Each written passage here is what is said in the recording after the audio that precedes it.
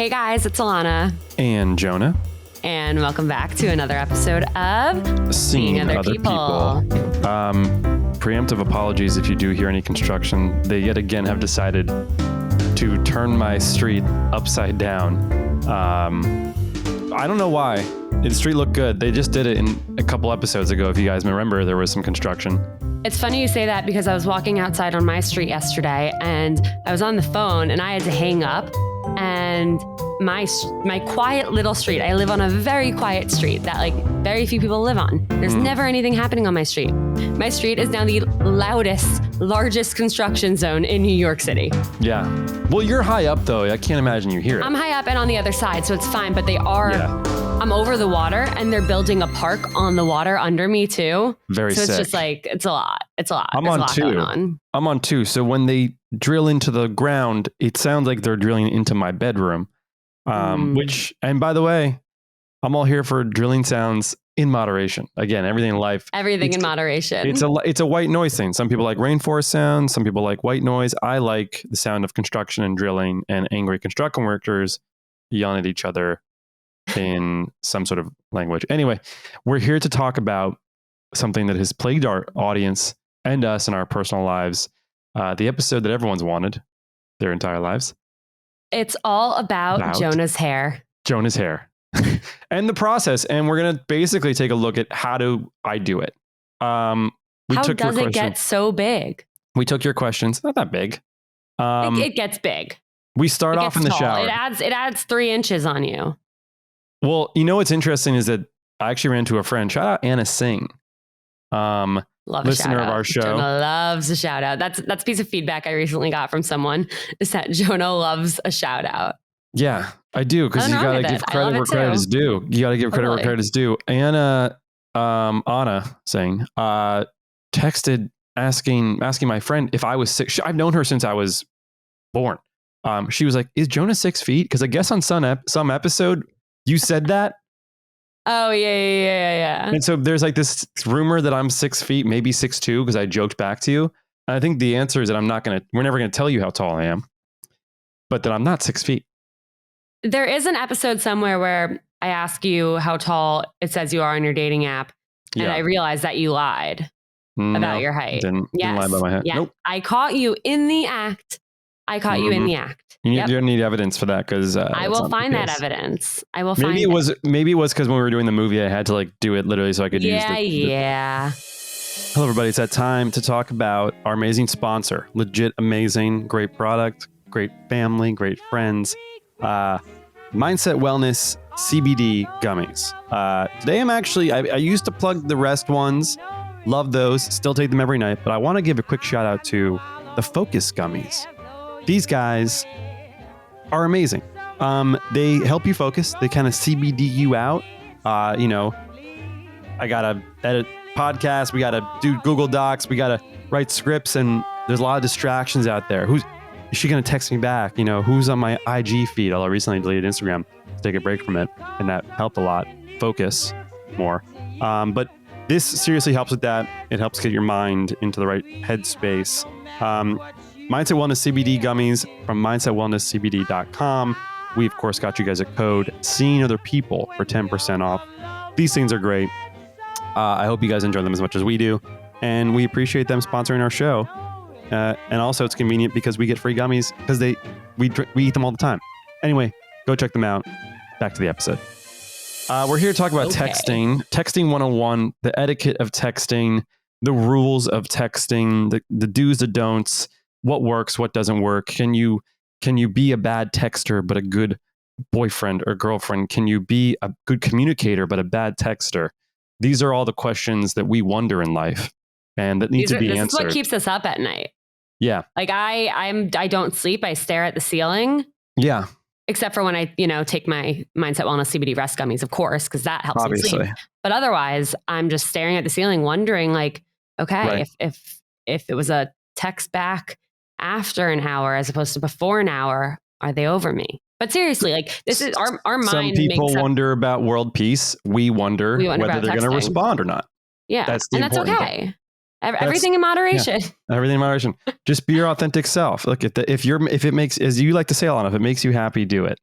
And that's what we're going to do. So let's get into the texting conversation. Let's start with one big thesis question.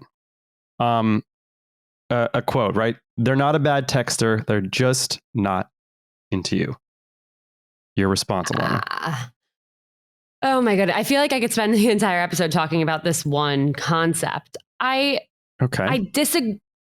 Part of me agrees, because I believe that if somebody is interested and wants to talk to you, they will make time to talk to you. However, Let's replace the word talk with text, please, because it's different. Yeah. If somebody is interested in you, they will make time to text you. However, I've also been in experiences where they are interested. They are potentially even like I had an ex who we were in a serious relationship, and his work was just so busy that sometimes I wouldn't hear from him at all until like 9 p.m. And then I'd get a text like, I'm so sorry. Today's been crazy. Like, I haven't forgotten about you. And I was like, okay, like that's all I needed to hear. However, there are also times where if someone isn't texting you, then that's just because they're not thinking, like they aren't thinking about you, or they don't want to talk to you. So I do think that it could be both. I think like with everything, it's situational, but that doesn't help us come to a conclusion about it. What do you think? I think it's a very, very complicated situation because one, like dating, texting didn't come with a rule book in terms of etiquette. You know, at this point, we have etiquette for when you sit down at a table. You know, you chew with your mouth closed, hopefully. Put your napkin on your lap. There's been rules that we've developed as human beings for when you eat something. Texting is so new in the scheme of the cosmic calendar. Wow. Ooh, Jonah, when did you start texting? I'm going to answer my train of thought first, then I'll get back to you. I like to stay on topic. And so we don't really have those rules yet. So everything we say and do right now in this episode and discuss isn't right or wrong, and no one is right or wrong. Even if you're listening, you're saying, no, if you like someone, you have to respond. That's your opinion. And that's there is nothing grounded in science that says that, because ultimately my view on texting is that it's not real. It is just a bunch of zeros and ones. Yes, you can feel something through it. Yes, it helps for making plans. But at the end of the day, to assume that someone has to respond to a text isn't necessary. So to go off of that, I believe that you can be a great communicator, but a bad texter. I also believe that being a good texter doesn't mean you're always texting. I consider myself an amazing texter when it comes to quick little funny jokes, solid communication, really clear and articulate thought and process. But as you know, Alana, I don't respond very quickly unless it warrants a quick response. And I don't feel the need to respond quickly because it's very stressful to be glued to your phone. And I actually sometimes really feel I empathize for people who feel like they have to respond right away or who take texting so seriously. I'm like, how are you happy if you're constantly getting this heart racing feeling that you must respond to somebody? That's ridiculous. Is that something that you resonate with at all, or what? Yeah, no, I mean, I do feel like I've gone in a few different directions with my texting habits lately, where I used to be the person that any guy I was talking to, all of my friends, my family, everyone would know that I would respond immediately.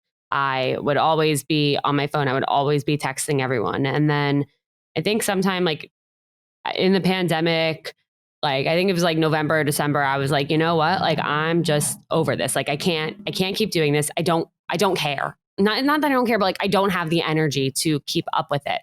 And so I started becoming a bad texter. Like I actively decided that I was going to be a bad texter. That's not being a bad texter though. That's what I'm trying to say. You're allowed. That's you're being too hard on yourself. You're not a bad texter. You're just not responding instantly. But right. I actively decided that I was going to look at my phone less, respond to texts way less frequently. Great. But that was really shocking to my friends and to different people I was talking to, because they thought I was either upset with them or lost interest or didn't care. And that's not true. I was just like kind of prioritizing myself a little more. But let's take it to this example where I recently started seeing someone, and we've talked about at the beginning of it, he's like, yeah, like you would take forever to respond to my text. Like it was making me anxious. I really thought you like weren't interested. And I was like, I'm so sorry that I made you feel that way, because That's my biggest fear. And that's the feeling that I hate the most, is not like, oh, like, it's not like, is the date going to go well? It's like, am I going to hear from them after the date? Are they going to text me? Are they going to follow up and make me feel reassured? And that's the biggest thing for me. So that's like, when I heard that I was making this guy that I was interested in feel that way, I felt like an asshole. And I'm like, I'm so sorry. Like, that's not what I would ever want to make anyone feel. And that's really nice of you. And I understand. I think this is, again, coming to the issues. And I think Jared Freed did a good job of this. If only we lived in a world where the dream path here is that textual chemistry is important.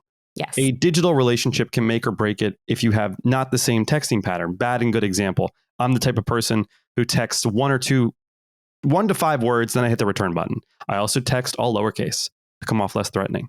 And then the next thing that gets sent is another 1 to 5 character example. I don't send paragraphs. I don't send grammatically correct shit. I don't care if it's a quadruple text.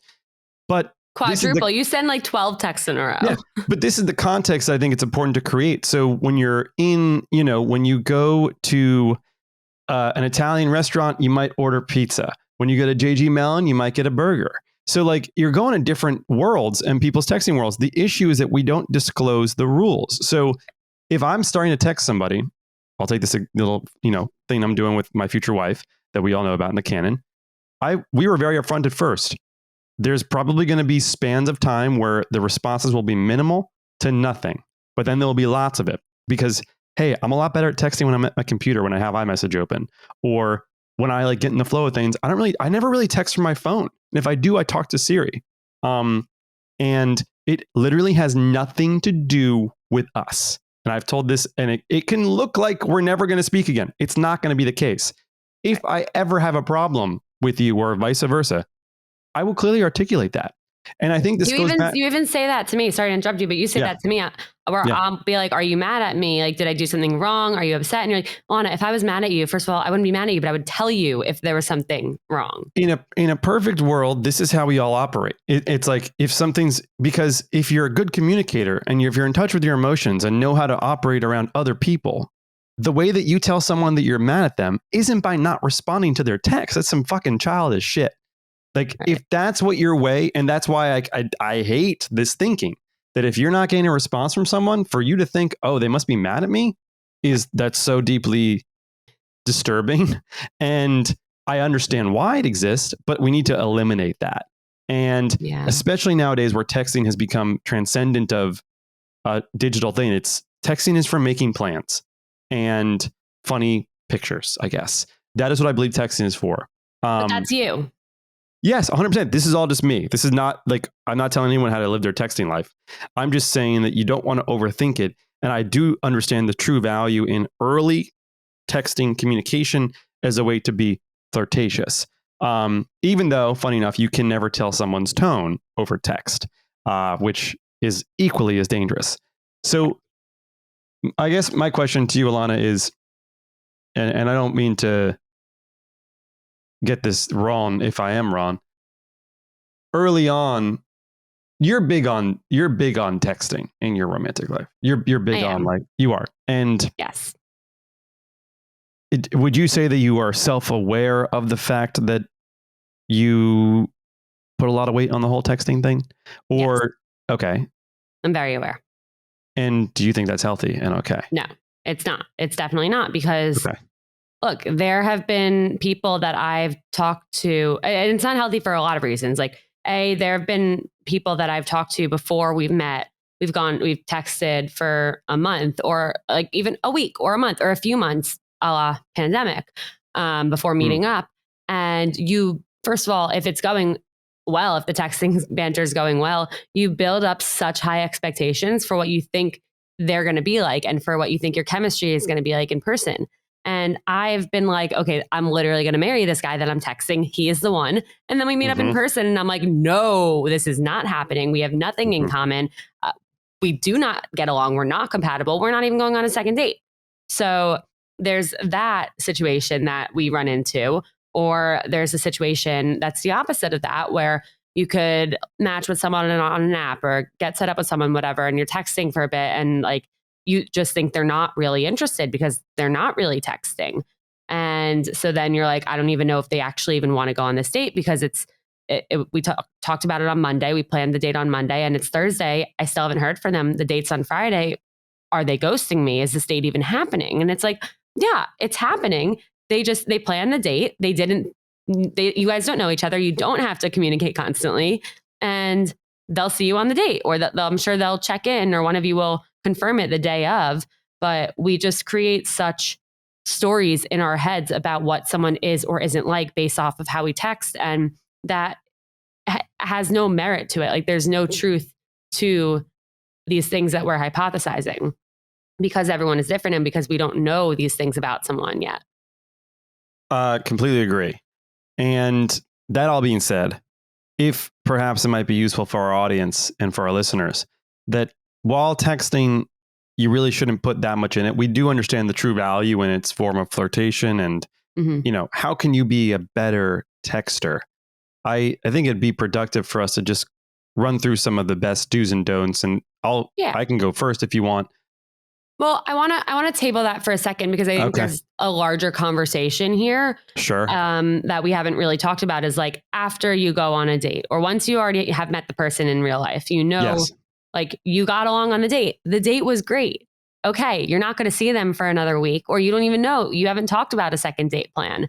And so it's the day after and you're waiting to hear from them. And it's like, oh my God, it's 12 o'clock. I haven't heard from them. Maybe they didn't have a good time is what we start to think about in our heads. At least my friends and I can speak for. And I think that's literally the hardest part about dating, in my opinion, is the not knowing how something went because of what's going on over text. And I think we often end up putting way too much weight, like more weight on what happens over text after the date than how the date itself actually went. And I think that's what's scary is because we make all these assumptions and we decide, oh, well, like they texted me the next morning. So like, yeah, they're into it. Like, great. Like I can calm down now. But that might not mean they actually want to see you again. Or they didn't text me, so they're over it. Like I'm going to be alone forever again. It's this whole thing where we just don't know because we're not actually communicating enough and making meaningful communication. I agree. So what do we do about that?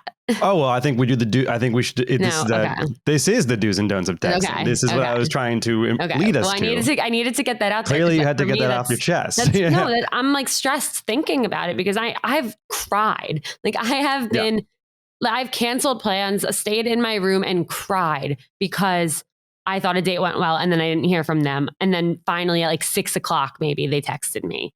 And like that pain, it sounds so stupid. But I mean, I can only imagine that I'm not alone in that. Like that stress and that anxiety is fucking terrible. For sure. And I don't mean to call you out on our show, even though everyone now knows I love to call you out on our show. Call me out. Well, it's just like, you've done it to people and you've done it to me. When we were doing whatever we were doing and we were texting every day, a lot of great texting banter. And then one day, you weren't responding in the same time period and you were taking longer to respond and you went a long time without responding to me and didn't text me back. And of course, now in my head, from what you just described, my head was racing because I'm like, Alana's not responding to me. She must not like me anymore. This is back when I used to think that the way someone texted is reflective of that. Although in this case, because neither one of us were trained communicators, I was correct. And eventually, after a 12-hour dip in our texting, you did hit me with the big gray long text that was the breakup text. So, just to hopefully maybe bring that to your attention. No, I mean, I'm not saying I'm perfect. Like I know I've done it to people. It's not intentional. I think sometimes I'm sure I was just sitting there like deciding what to do because I was conflicted about totally fair with us. And maybe that is the answer. Maybe that is the reason why we can't fault someone for not having that instant ability to communicate something because it's a matter of they're trying to figure it out. But I want to get into the do's and don'ts of texting. I want to talk about the practical things our audience can do that if they consider themselves just a quote unquote bad texter, what they can do to lighten it up. And I think I'm going to go through some practical tips that I believe, as full context, this is only applies to me. If you take anything tips wise from this that you think is going to be helpful, great.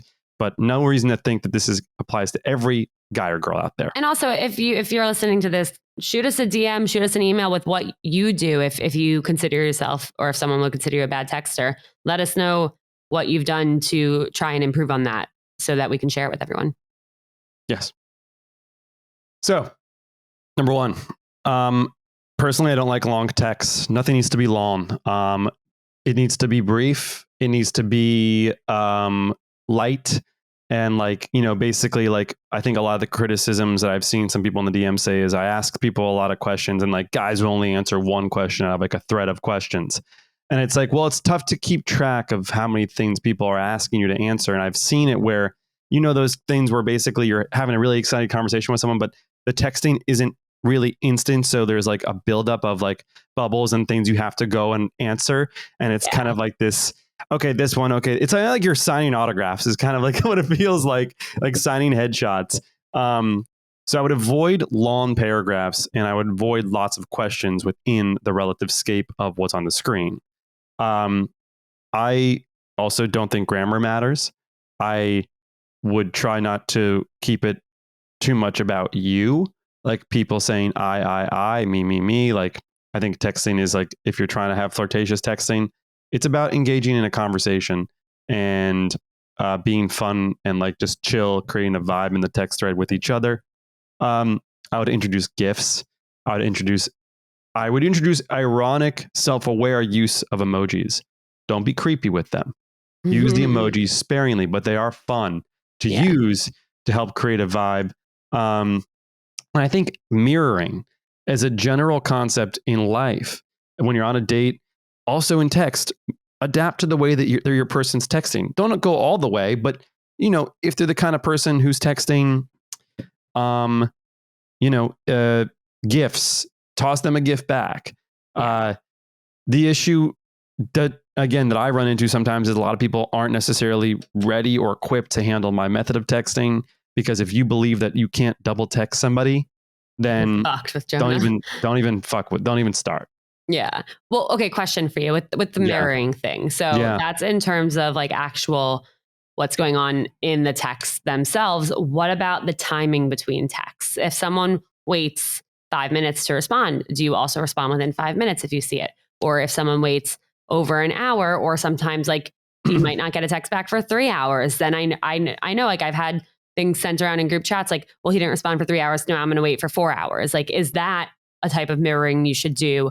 Or if they wait for 3 hours, then you see the text. Yeah. Just respond to it. What do you think works in that situation? Great question. I'm curious your response as well. My answer to you is that it doesn't fucking matter. That if you're available to respond in the second that they type, then you should.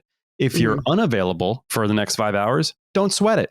If you wait 3 days, let's just say 2 days, and you haven't responded yet, it means two things. One, they're not important to you enough to the extent that you forgot to respond.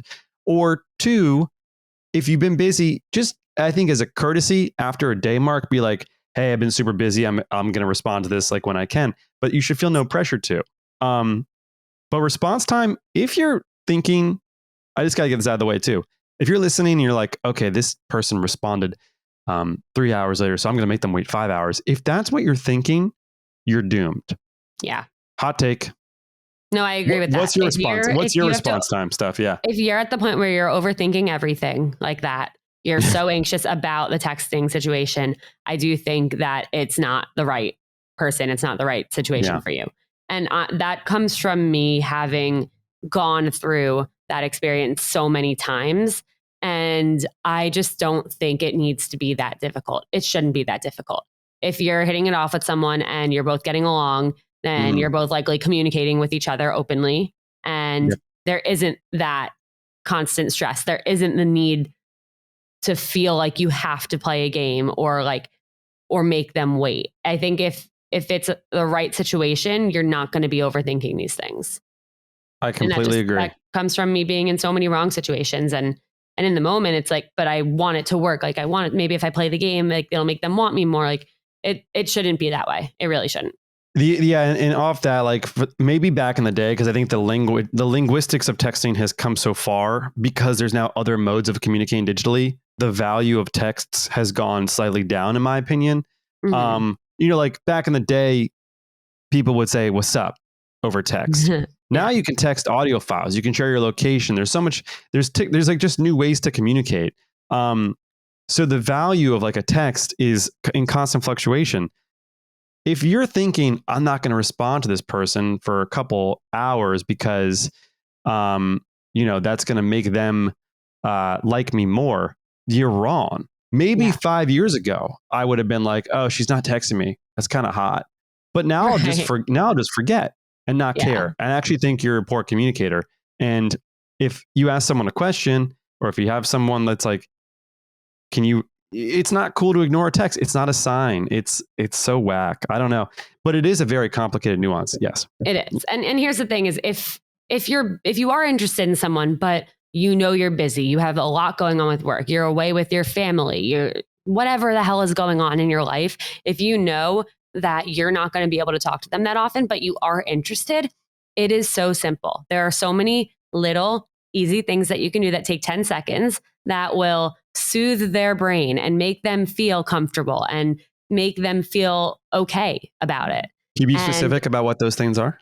Absolutely. It takes 3 seconds to send a good morning text. That goes a long way, especially for girls. Same thing. Do girls not think a good morning text is creepy?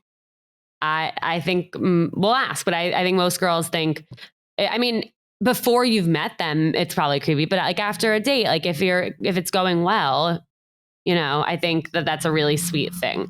Another thing you can do is just say like, how's your day? Or like, thinking of you. I have a really busy day. Won't be able to text much, but I will update you when I can. Or like, work is crazy today, but I'll talk to you later. Hope like, won't be able to talk for a while, but have a great day and we'll catch up later. Little things, just like one sentence. It takes no time. All it takes is a little bit of thought. And it really, really, really goes a long way. I think I'd be creeped out if someone said to me, good morning. That might be a personal problem. Yeah, I don't need a good morning text. I think it's great. It's like, oh, like I just woke up. I'm thinking of you. But we got to give the audience here, like, that's not after like your first date with someone. No. That's like after a third or fourth date, you can text them saying good morning. I get, maybe. Depends. Alana, I've been on text threads with people where like literally like girlfriends of mine be like, he said like good morning with a weird emoji. And I'm like, that looks fucking creepy. That does look creepy. I guess it depends how things are going. Okay, don't say good morning, but whatever. But it takes 10 seconds to let someone know that you are going to be busy, but that you'll respond to them later. Boom. Yeah, I agree with that. And yeah, here's a question. Is a thumbs up or a heart a response? Oh my God. The thumbs up, nothing irks me more than a thumbs up. If I get a thumbs up on a text, I'm like, oh my God, this person hates my guts. Right. Like, to me, a thumbs up is like a fuck you.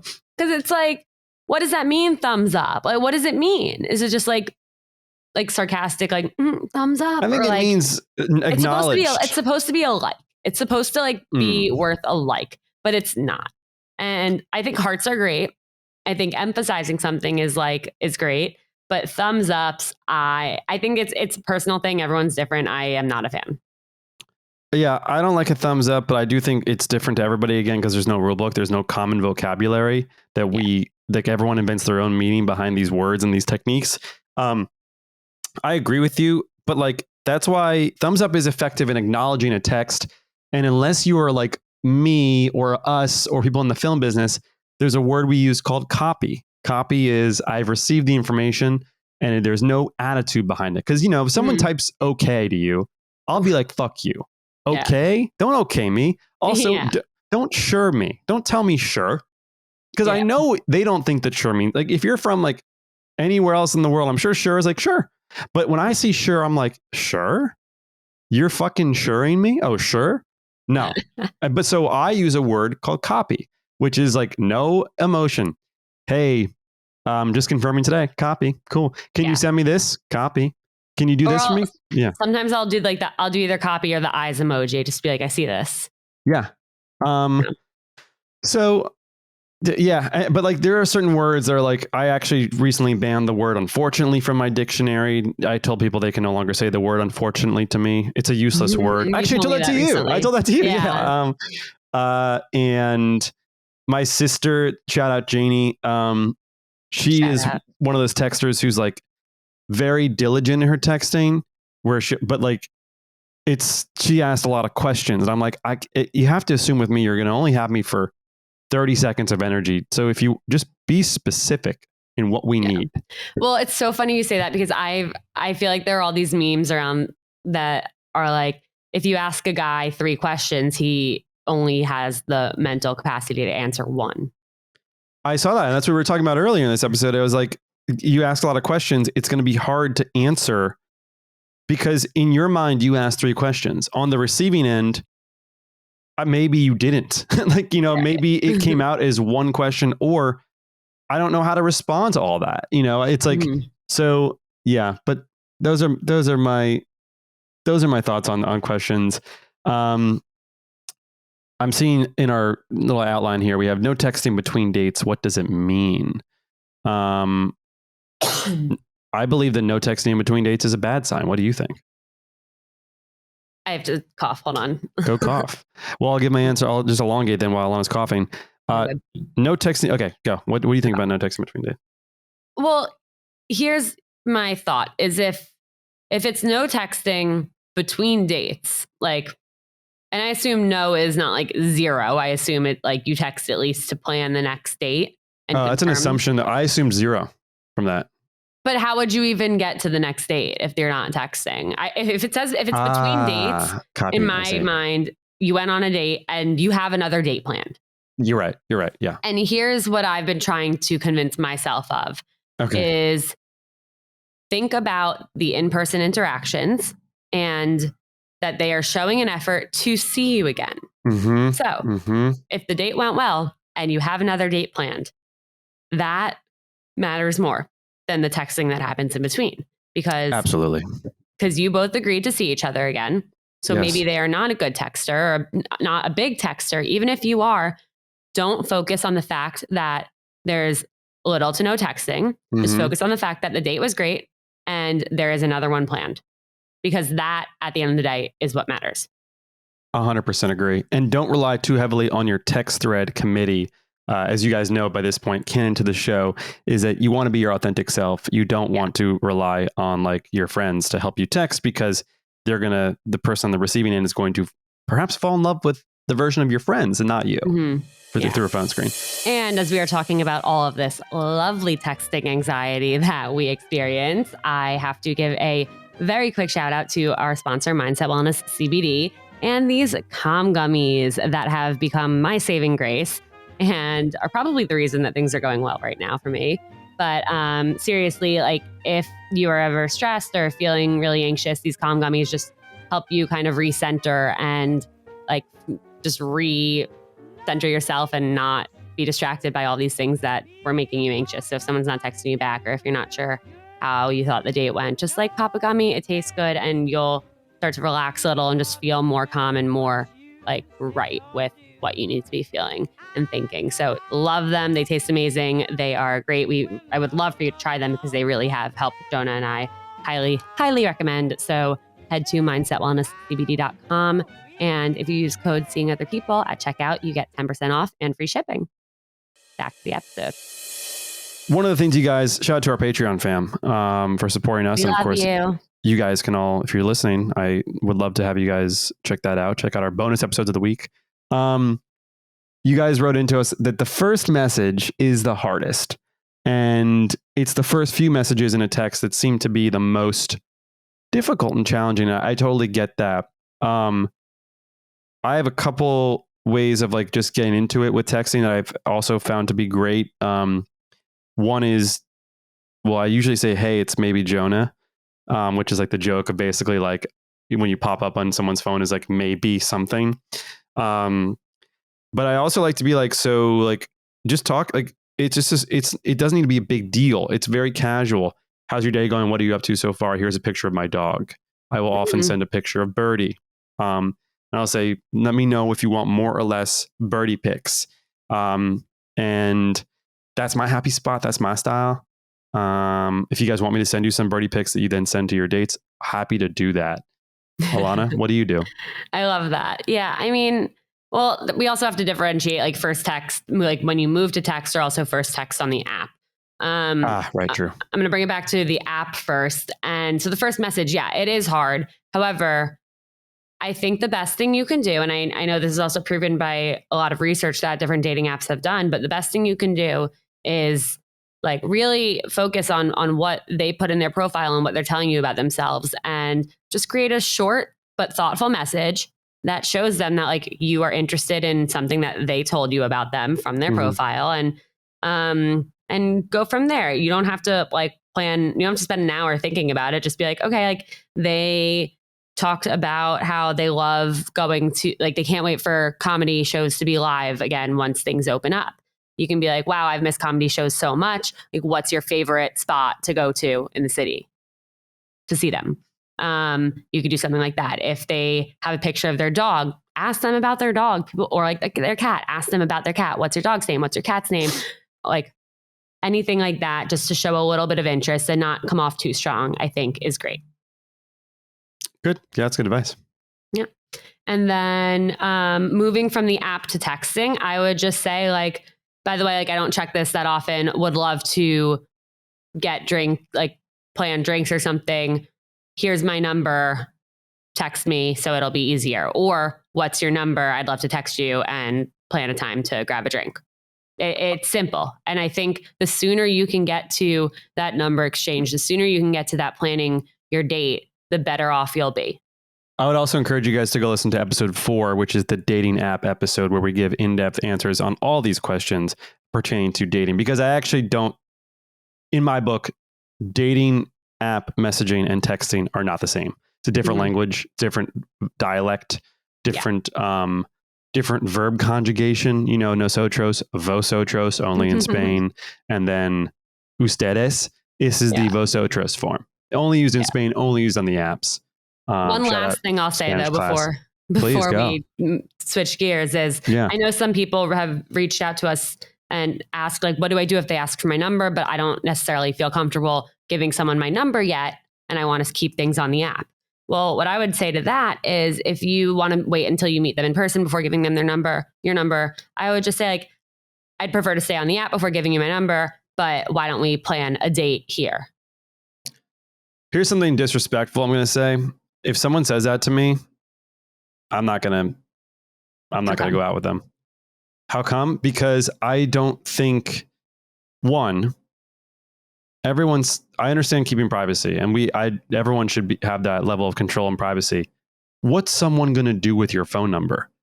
And to me, it's like if someone's like got that big of a trust thing digitally, then that's just not someone I'm going to mesh with. My life's on the internet, you know? And so I have no problem putting myself out there in that way. And I don't see the connection. Like, if you don't want your stuff on the internet, don't sign up for a dating app, and don't be on Facebook or Instagram. And I'm just like, what is this? I understand. But here's the thing. I'm saying this and I'm like, oh, there's a lot of creepy people out there who could maybe figure out what to do with your phone number. I guess like, yeah, if their first message is, hey, here's my number, that's sketch. But like, if it's like 1 or 4 messages, like, and they're like, no, I'm like, well, then maybe there's a trust issue here thing.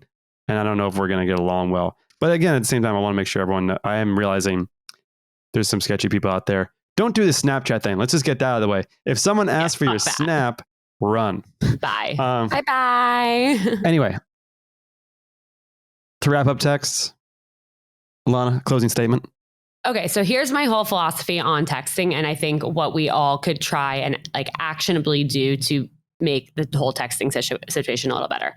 Just be upfront about your texting style. If you are a big texter, say that. Just be like, and it can be over text or in person. Like it could be like, I'm a big texter. Like, let me know if like you're busy or like don't text that much. Happy to like tone it down. I think that's totally fair to say.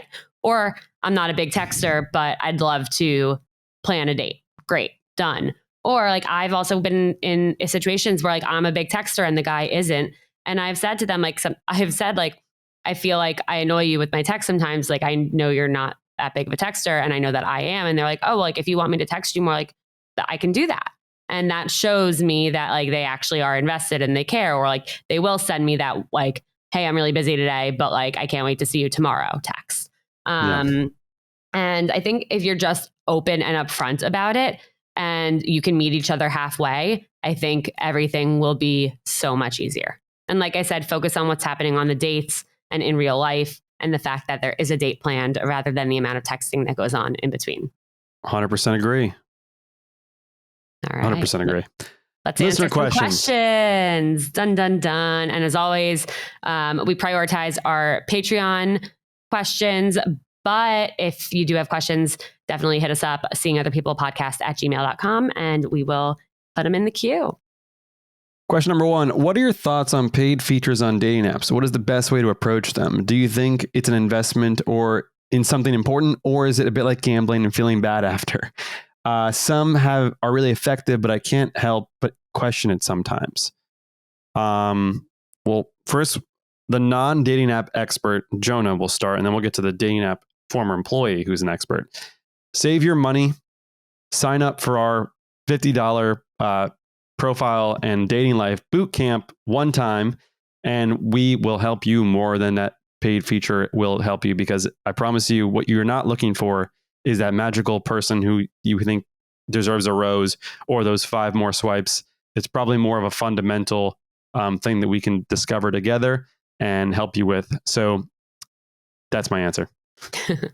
Yeah, I think definitely before you debate whether or not to pay for an upgrade, I think it's really important to make sure that you're putting your best foot forward on your profile and you're really putting thought into showing off who you are and thoughtfully and intentionally sending likes and messages and comments to people.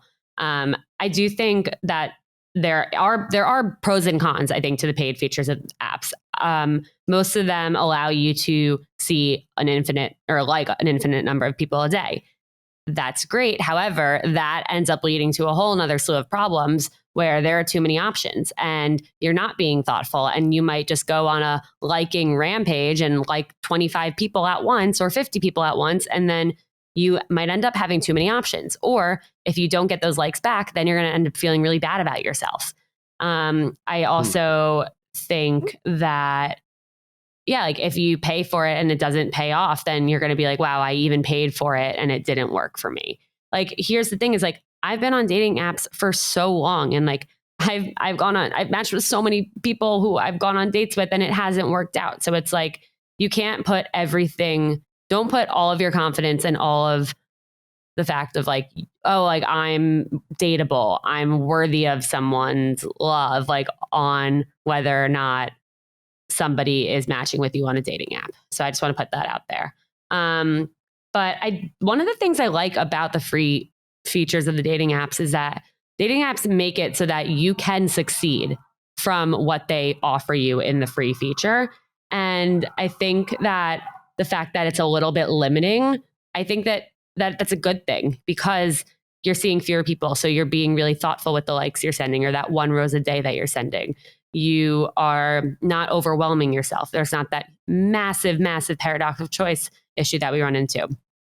So I think it depends. I also think like try it out if you're curious. It's not forever. Like you can subscribe for a month, and I've done it. I've paid for dating apps, and I'm like, you know what? This is the cost of like 2 drinks in New York City. It's worth it to me. And I've done it. Did it work for me? Not necessarily, but that's my thought. I don't buy it. It's a game. They want your money. It's gamified. Apps are, it's stupid. It is gambling. At the end of the day, gambling. Do remember that dating apps are a business. So they do put some features behind a paywall because they are trying to get your money, but those features could help you. We don't need more likes. We need to know what we want in love. True. And what love wants in us. Next. All right. Timelines. Can you give me some ideas on how to somewhat know when to make things official or serious, or knowing if you might be moving too fast or even too slow?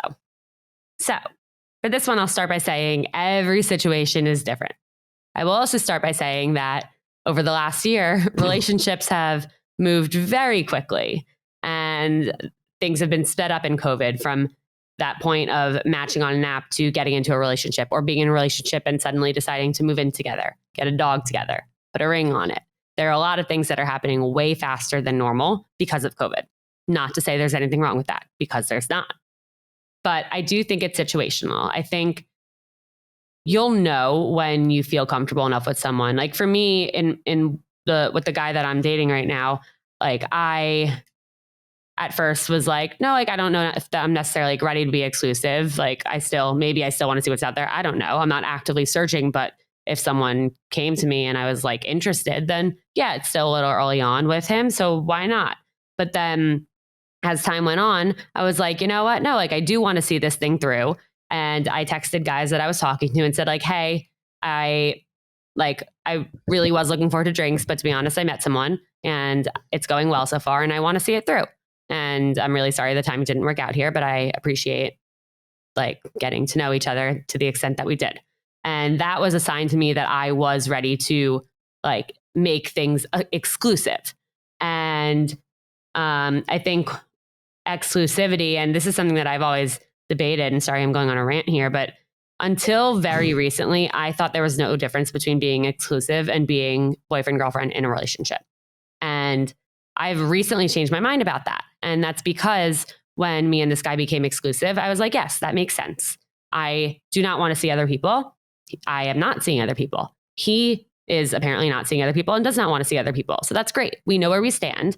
And we know that we're both committing to each other in a way that we want to see where this can go and see it through.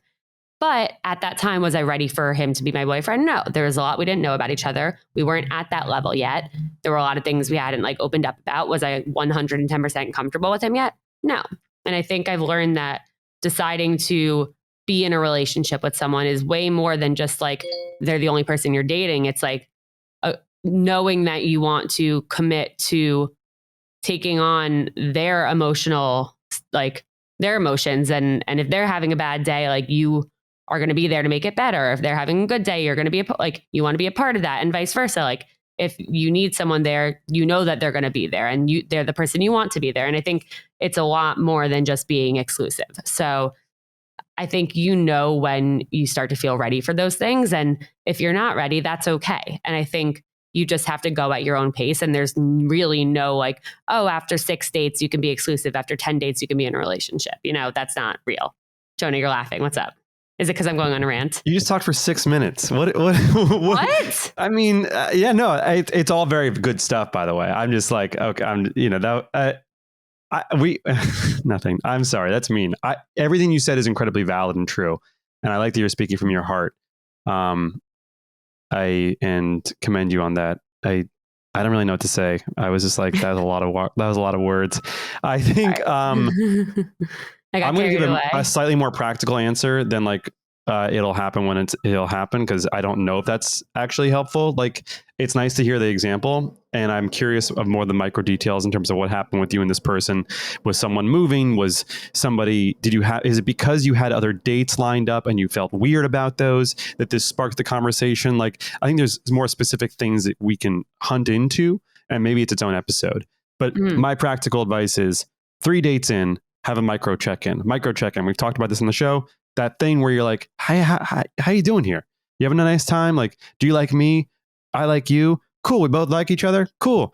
Are you going on other dates? And that's not a crazy question to ask.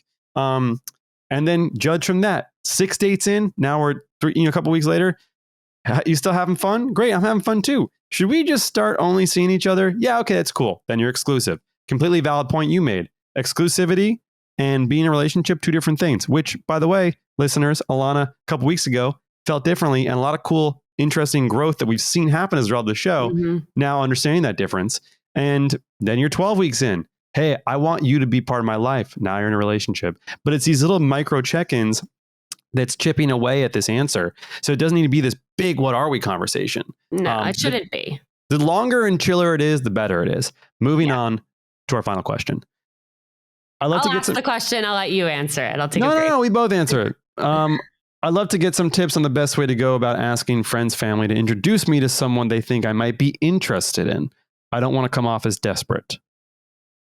Ask them. You're not going to come off as desperate. Everyone's desperate. Everyone wants love. No one wants to die alone. And I think there's nothing wrong with saying, hey, I think I'd be great with that person. Can you make an intro? Yeah. Boom. Also, like, props to you for wanting to go ask family and friends. I really think that's the best way to meet people. And I think if you are worried about coming off as desperate, just say like, I'm sick of dating apps, but I still want to be putting myself out there. Like if you know someone or know someone who might know someone that could be a good match for me, let me know. Yeah. You could even go so far as to like say I'll send you a picture and like a little blurb about myself. I'm in a Facebook group where people talk about like dating things, and I saw somebody got business cards with like a mini dating profile printed on them, which I thought was hilarious. And I think that's fucking awesome. You can just go like give it to someone, you know? So I think it's a great way to meet people, and I think absolutely just let them know. Like, does it say I'm single on it? Does it say like I'm single on the dating? I think so. Business card? Okay. Yeah. Well, what is it of? It's a headshot? It was like a photo of them, a few of their interests, how to get in contact with them. Funny. Yeah. Listeners, we appreciate you guys supporting us, listening to us. Obviously, check out the Patreon for bonus materials, and go give us a nice comment and rating. We really appreciate that. And we'll see you guys next Tuesday. Yeah, we will. People. We'll see you on Thursday first, and then Thursday. Tuesday. True, that's true. And over the weekend if you're a patron. That's right. And as always, please send to a friend. We love our community so much, and we want to keep it growing so we can keep helping more people and talking to more of you. And we really just appreciate you hanging out with us. And hopefully this was helpful. Thanks, team. We'll talk to you soon. Bye.